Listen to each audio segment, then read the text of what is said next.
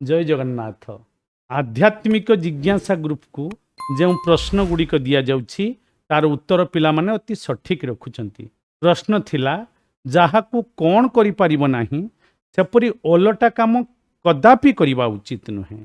उत्तर हेउछि जाहाकू सजाड़ी परिबो नाही सेपरि ओलटा काम कदापि करिबा उचित नुहे। यथा राजा हेउबा भिकारी, सेठ होबा चाकर, कर्मर सिद्धांत अकाट्य।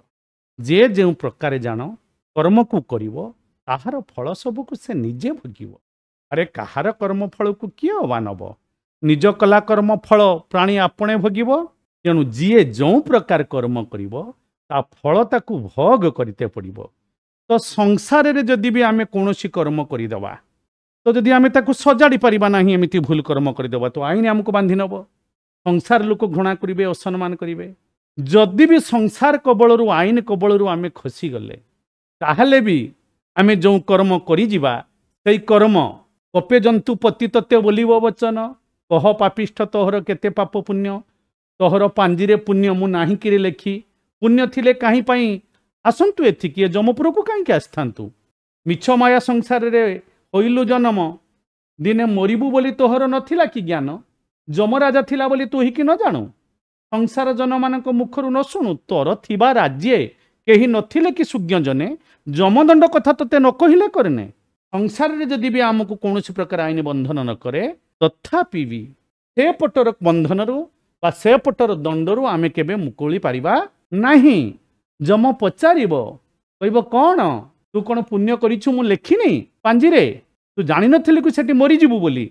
सेठारे प्रत्येक कर्मर फल मिले बोली तू जानि नथिलु कि?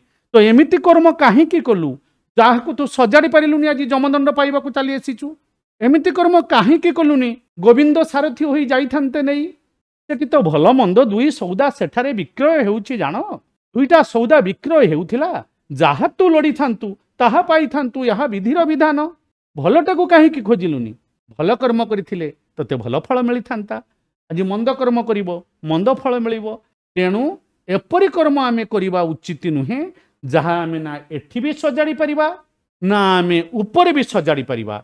जहाँ सजाड़ी परिबा नाही आमे आम शक्तिर आम क्षमतार बाहर को पळै जिवो से प्रकार कार्य करिबा कदापि उचित नुहे। पुणी आज आध्यात्मिक जिज्ञासा को प्रश्न हेउछि प्रत्येक परिस्थिति भगवान कर लीला बा खेल। तेणु याहाकू दर्शन करी आमे माने कौन रहिबा उचित, एही उत्तर आध्यात्मिक जिज्ञासा रे रखंतु। जय जगन्नाथ।